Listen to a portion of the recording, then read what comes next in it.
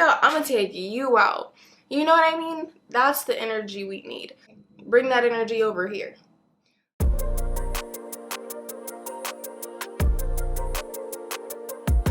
Hi babes, welcome back to my channel. My name is Raquel. If you didn't know, now you know. And I want to say thank you. Number one, thank you for choosing to spend time with me. It truly means the world to me. And if you enjoy our hangout sessions, then subscribe so we can do it again. But anyways, I want to get straight into it. So by the title, you could see that what I want to talk about today is essentially toxic friendships. So often we talk about toxic relationships, and I'll argue that toxic friendships can be just as crippling, if not more crippling, as a toxic relationship. Friendships can make a more lasting and infiltrating effect on our lives at times than relationships can. They're like the sneaky toxic situation in the background. But yeah, I'll give you an overview of what I want to talk about, and one will be complices, gossiping, fake love or silence, and the other two aren't as straightforward.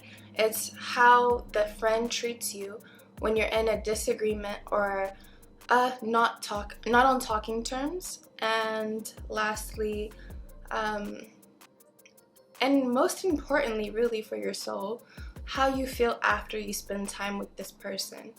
So these are 5 things that I feel. If you, within 10 times of hanging out with this friend, if you feel or notice or see any 5 of these things, let's just say 3 of these things, within 10 times of hanging out, it is likely that this friendship was not meant for you. So if that sounds like something you want to talk about, let's talk about it. Hey guys, sorry to interrupt, but I just had to really quickly say and put emphasis on the fact that these toxic friendships are like silent killers. They are deeply rooted and really hard to see or notice sometimes, and we let a lot of things slide with our friends, and our friends and family aren't really as tuned in. If you are in a bad relationship, a lot of the times your friends and family will speak up and try to get you out of it. But if you're in a bad friendship, 9 times out of 10, your family, your parents, they aren't paying too much mind. And your other friends, they don't want to come off as haters, usually. So they aren't going to say anything likely. Your significant other probably will. But I say all this to say, I'm dropping some gems and we need to get out of this. So I hope you guys enjoyed the video. Bye. Okay, so 1, let's talk about complices. And we all know about those. For example, I'll give a quick example. A complice would be something, say you start a yoga class and you tell you created it and it's going on, it's running. You meet up with your friend and your friend is like, you guys are updating each other on life, and your friend's like, how's your little yoga class? Or they're like,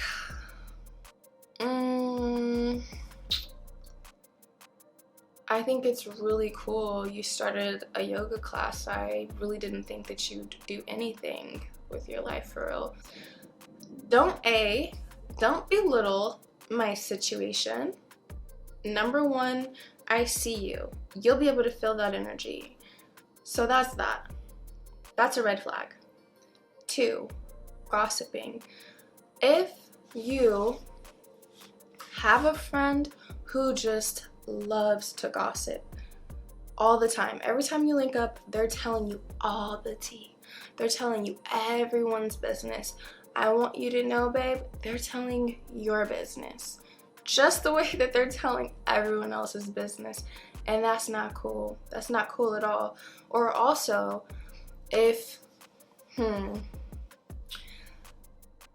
If they're coming to you with tea about what someone else said about you.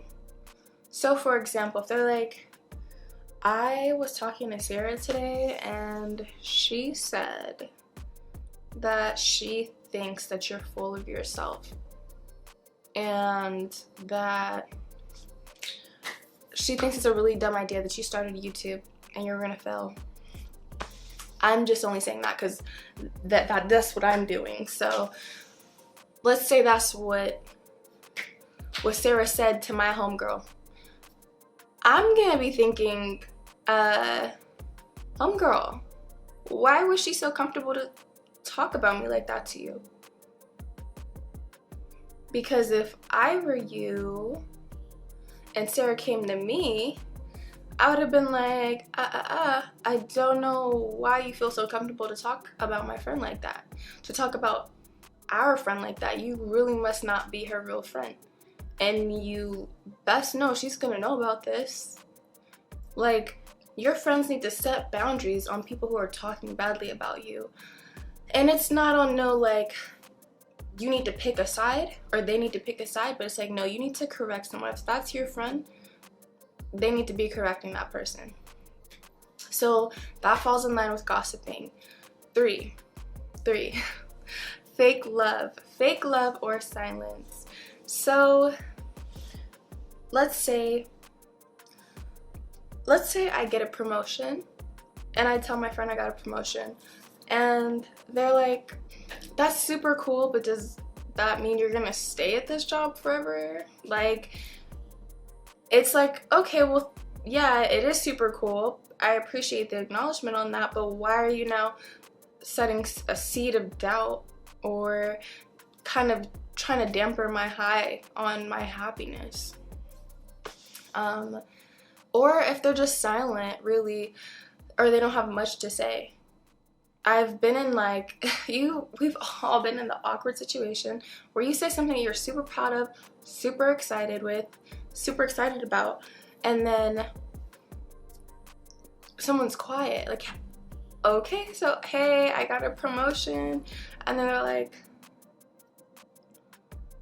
wow, that's so good, or wow, for real, dope, and then that's that.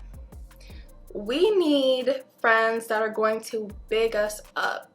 Like, are you kidding me? You got a what? You got a promotion? Where are we going? Let's go. I'm gonna take you out. You know what I mean? That's the energy we need. That's the energy that we need, baby. Bring that energy over here. So, those are the first 3. These other 2, I'd argue and say that these are super important because this person is really showing you who they are in these 2. So the other one would be how someone treats you when you're no longer talking, or you're not talking at the moment because you guys had disagreement, or you guys had disagreement in general. If this person is talking badly about you behind your back, all of a sudden you're hearing your secrets, your personal business out in the streets, or you hear like, oh yeah, this person said you were never a good friend and it was about time and blah blah blah. Listen to those things that they're saying and that you're hearing. Heed warning to those things if you're considering getting back into a friendship with that person, because they really are saying how they feel about you, or they're really showing their true colors and their character. And I'm gonna just leave that at that. The last thing would be how you feel after you spend time with this person. Have you ever hung out with somebody? Let's say if you kind of have to be in a particular phase in your life where you're really working on yourself and you've kind of come into yourself a bit and you have an idea of like the person that you want to be. So if you hang out with this person and after the fact you're feeling like you're having thoughts like, why did I say that, or why did I do that, or why? if you're having any of those feelings of regrets for the things that you did while you were hanging out with that friend, that's a good indication that that friend is not in alignment with you, they're not meant for you, and you should probably run. Just because they're taking up space. Anyone who is doing any of these things, they're taking up space in your mind, because none of these things feel good when they happen, when you're in those moments. None of these things, like, it'll take up a negative space in your mind. Whereas when you meet a good friend, you are gonna know. If you compare the two, you're really going to know the difference. The other friendship that is healthy, it's going to be easy, it's going to be fulfilling. You're going to leave it feeling energized and like, can't wait to see them again. That was a good time. We had a good night. And don't get it confused. You can have nights like that with the other person as well. But when you leave the other one with no doubts, no questions, you don't wake up the next day confused or thinking about it in a negative way. That's the difference. And we need to make space and room for the friendships that are going to fill us up, bring us peace, that are easy, that make us happy, that bring us closer to success, our fullest potential. We need people who are going to uplift us, and that's what everyone in your life, for real, but I'm just talking about friendships. So yeah, one more thing that I wanted to say, because a good sign, if you need any like indicator of which point was it? Fake love or silence. If you don't know if it's fake love or not, or that you get that energy from a person, from that friend, if you feel uncomfortable about sharing good news with that, maybe that's a whole separate point in general. If you feel uncomfortable about sharing good news with this friend, then that's a sign that it ain't it. It ain't it.